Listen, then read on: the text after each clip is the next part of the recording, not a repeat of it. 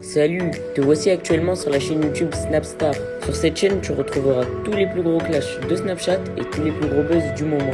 Surtout, n'hésite pas à t'abonner tout en activant la cloche des notifications pour ne rien rater du contenu exclusif de cette chaîne. Et oui, sur cette chaîne, tu retrouveras du contenu qui n'est disponible nulle part ailleurs. Sur ce, je te laisse avec la vidéo. Bon visionnage. Comme vous avez pu le voir en regardant le titre et la miniature de cette vidéo, aujourd'hui nous allons principalement parler de Marc Blatta. Vous le connaissez certainement tous, cet énorme crâne d'œuf est un blogueur issu du milieu de la télé-réalité qui s'est notamment fait connaître en se clashant avec Nabil El Moudni. Comme vous le savez, il y a quelques semaines, Marc avait décidé de balancer que Carla Moreau a fait de la sorcellerie sur Maeva Guénam, ce qui a détruit leur amitié. Dans cette vidéo, Marc se permet de donner des leçons de morale après avoir cassé l'amitié qu'il y avait entre Carla et Maeva. En effet, Marc est en train de se décrédibiliser après avoir harcelé Carla et Maeva pendant plusieurs semaines. Je vous laisse sans plus attendre avec toutes les explications de Marc. N'oubliez pas de réagir dans l'espace commentaire et surtout restez bien jusqu'à la fin de cette vidéo. C'est l'heure des croustilles. La famille, ce soir, je vais faire un croustille spécial sur les fréquentations. Ne zappez pas ce croustille, c'est important parce que ça peut vraiment vous faire avancer dans la vie. Et moi, c'est un constat que j'ai fait au fur et à mesure du temps, etc. Et je pense que c'est bien aussi des fois de partager un point de vue sur une expérience de la vie. Il y a un dicton qui dit « Sois proche de tes amis, sois-le encore plus de tes ennemis ». Ce dicton-là, il est tellement vrai parce que la vraie personne qui peut te faire du mal, ce sont tes amis. Donc c'est pour ça qu'il faut bien les choisir, etc. Maintenant, je vais aborder une autre facette de l'amitié ou des fréquentations en général, parce que c'est pas parce que tu fréquentes quelqu'un que tu es forcément ami avec lui. Des fois, c'est par intérêt, des fois, c'est par galère, des fois, c'est parce qu'il n'y a que eux, etc. C'est selon la vie de chacun. Et je voulais rentrer dans le débat racaille bouffon. Tu sais, caïd, bouffon, tout ça. Ce débat-là, il est super intéressant parce que j'ai fait un constat au fur et à mesure du temps, mais c'est toujours bien de le rappeler. Il y en a plein qui le savent déjà. Mais qui réussit sa vie concrètement? Au-delà du fait illicite, illégal, etc. Peu importe l'activité illicite que le voyou ou les voyous font, etc. Que ce soit stupéfiant, que ce soit braquage, que ce soit raquette, tout ce que tu veux, c'est pas le problème. Et les bouffons de l'autre côté. Quel camp choisir? Il y a des gens qui sont destinés à avoir une bête de carrière du côté des KRA ou du côté des voyous. Il y a des gens qui ont une bête de carrière chez les bouffons. Je ne sais pas si tu vois ce que je veux dire. Quand on dit bouffon, il ne faut pas que ça soit péjoratif. Il faut que vous compreniez que c'est juste des gens qui, si vous préférez, sont des personnes lambda qui, quand ils ont un problème, ils font appel à la police. Voilà, on n'est pas dans. J'ai pas d'équipe, je ne suis pas un voyou. Tu le mets à l'amende, oui, pardon, il baisse les yeux. T'as compris. Un mec normal. Et l'autre qui fait le voyou. Ah, t'as parlé à qui? Tu regardes qui? Tu veux que j'appelle les gens? Tu connais. Qui est le véritable gagnant dans ces deux camps? Et ben, en faisant un constat, je pense que la question est vite répondue, comme on dit. Du côté des KRA, des voyous, généralement, ça se termine en deux scénarios. Soit il meurt, il se fait fumer, il a des ennemis de partout, il se fait fumer. Soit il finit en prison. Et pour les plus chanceux d'entre eux, ils arrivent à s'évader, mais ils ont pas le sommeil. C'est véridique, ils n'ont pas le sommeil, ils ne dorment pas correctement. Quand ils dorment, ils ont peur qu'il leur arrive quelque chose. Ils sont limite parano, bipolaires. Ils se méfient de tout le monde. Tu vois, et même avec leurs femmes, ils sont chelous, etc. C'est malheureusement... T'as ces trois scénarios-là. La prison, la mort, la prison, le côté je peux pas dormir, etc. Et le pire, c'est que ces gens-là, quand ils aboutissent à un certain niveau, c'est-à-dire qu'au départ, ils ne s'attendent pas, parce qu'ils ne connaissent pas ce sentiment d'être très haut. Tu sais, les grosses têtes.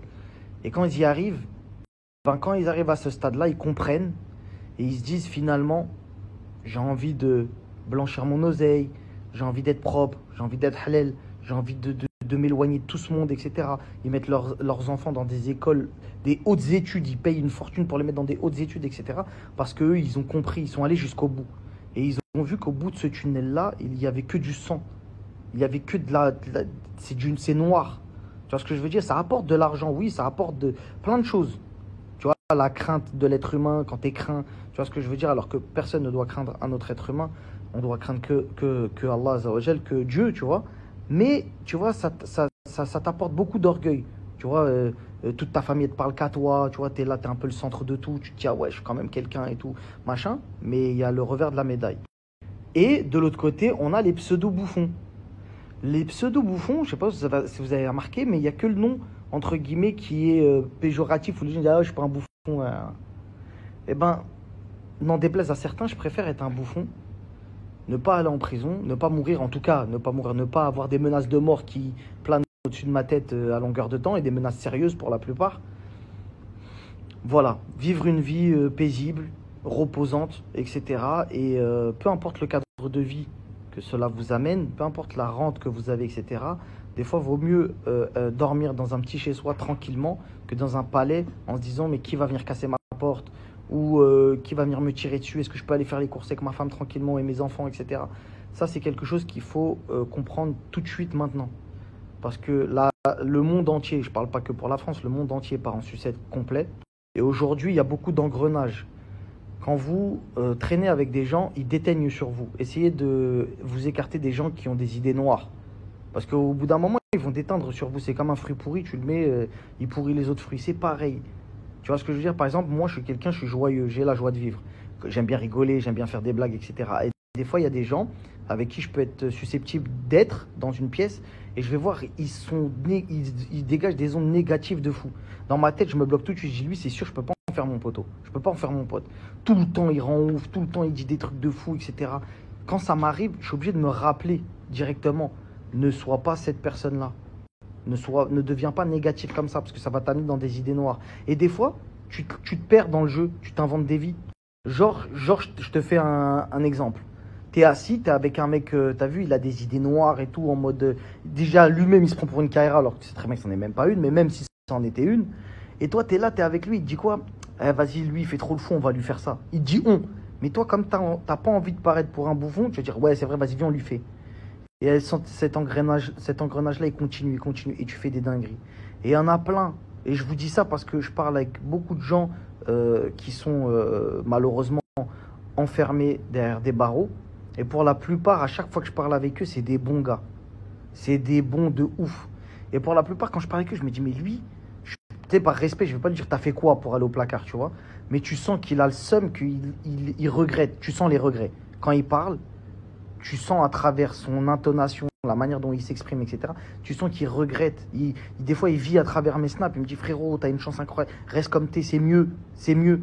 T'inventes pas des vies de voyous. Essaye pas de t'entourer de voyous, etc. Tu verras, ça pue la merde. Je te le dis, ça pue. Regarde aujourd'hui, machin, ceci, cela, des vraies leçons de morale. Et les leçons, elles sont faites pour être prises et pour être exécutées. Moi, les leçons que j'ai prises de tous ces gens qui sont enfermés au placard ou qui, des fois même, qui sont dehors et qui ont des problèmes, etc. et qui me disent à chaque fois, tu sais quoi, frérot, de ce monde-là, c'est mieux pour toi, c'est mieux pour les gens, etc. Parce que quand on arrive dans un certain niveau et tout, c'est dur pour nos familles, c'est dur pour nous. On est obligé de faire des dingueries pour se faire respecter, des trucs de fou et tout. Et je pense que c'est bien de partager aussi de bons messages. Et il y a des jeunes qui nous regardent sur les réseaux sociaux, il y a des gens un peu plus âgés, des fois qui sont peut-être, je dis bien peut-être, en galère d'argent et qui se disent, vas-y, moi, j'ai pas la chance de faire ça comme telle personne, donc moi, je vais aller le chercher d'une autre manière, etc. La destination de cette prise de décision est par conséquent est mauvaise. Faites vraiment, vraiment, vraiment attention à qui vous donnez votre temps. Essayez de passer du temps avec des gens, même si c'est par intérêt. Écoutez bien ce que je vous dis. Peut-être que ce que je vais dire, ça va choquer des gens, mais c'est une vérité, vous le pensez tous, ça sert à rien de mentir. Traîner avec des gens par intérêt même financier. Je préfère ça qu'il y en a qui vont traîner avec des gens pour essayer de s'inventer des vies, à la fin, ils terminent en prison. Traîner avec des gens par intérêt, des patrons, des chefs d'entreprise, des gens qui ont entrepris des choses, etc. Collez-les et essayez de regarder comment ils font, comment ils ont fait pour réussir, etc. Ça va vous inspirer. Suivez des gens à qui vous voulez ressembler. Je ne sais pas si vous comprenez. Moi, quand je regarde des vidéos sur YouTube, je tape reportage sur Elon Musk, reportage sur... Alors oui, je ne serais peut-être pas un Elon Musk, sûrement même. Mais le fait de m'inspirer de son histoire, ou de lui, ou de Steve Jobs, ou ce que vous voulez, et ben quoi qu'il arrive, ça me motive. Je dors avec la motivation. Je ne regarde pas des reportages de grosses têtes en me disant « Ah ouais, dinguerie, il a fait passer 18T. » Tu vois ce que je veux dire? Je ne peux pas regarder des reportages comme ça parce que ça va noircir mon esprit et je vais commencer à me rentrer dans des trucs de fou alors que Allah il m'a donné une chance incroyable d'avoir une vie paisible. Tu vois? Après, bien évidemment, il y a le bon et le mauvais partout. Mais il ne faut pas oublier de s'entourer de personnes positives qui essayent d'avancer comme vous, qui ont peut-être déjà accompli des choses que vous avez envie d'accomplir. Ne vous inventez pas des vie, même si vous êtes des gens capables, ne laissez pas votre orgueil le prouver. Parce que même si vous en êtes capable, on est tous capables. Si demain on s'attaque à vos parents, si demain on s'attaque à vos enfants, tout le monde est capable. Le bouffon, du petit, du grand, du moyen. D'accord? Mais essayez de vaincre cette partie de vous-même d'orgueil, parce que le shaitan est très fort. Le west-west qui te met dans ton oreille quand quelqu'un te parle mal ou il te regarde mal, et ben ce west-west là, c'est ce qui va te faire en sorte que tu vas passer à l'action, tu vas faire une dinguerie, tu vas faire un truc, bam, tu vas le regretter. Et lui, c'est le seul qui sera vainqueur de tout ça en disant, regarde, t'as vu, je t'ai eu. Je t'ai parlé parce que l'autre il t'a mal parlé, taf, tu lui as fait une dinguerie, prison. C'est que des trucs comme ça. Donc vraiment, éloignez-vous des gens qui ont des mauvaises ondes. C'est le meilleur conseil que je peux vous donner. Et en gros, voilà, c'est quelque chose que j'ai fait dans ma propre vie, où je me suis aperçu qu'il y a des gens qui étaient des pierres dans les baskets et qu'il fallait retirer pour mieux avancer. Des fois, je préfère traîner seul ou avec ma femme ou avec deux personnes, plutôt que de m'entourer des gens, des fois qui sont nuisibles sans le vouloir. Des fois, c'est juste que leurs idées néfastes ou le fait qu'ils ne veulent pas avancer, ça te bloque. Parce que tu dis, ah, si lui, ça lui suffit, moi aussi, vas-y, je vais galérer avec lui. Tu vois ce que je veux dire? Bah, alors que toi, tu as des envies. Quand tu n'es plus avec lui, tu es chez toi en train de regarder des vidéos, tu rêves. Lui, il rêve pas. Il est dans son truc monotone, etc.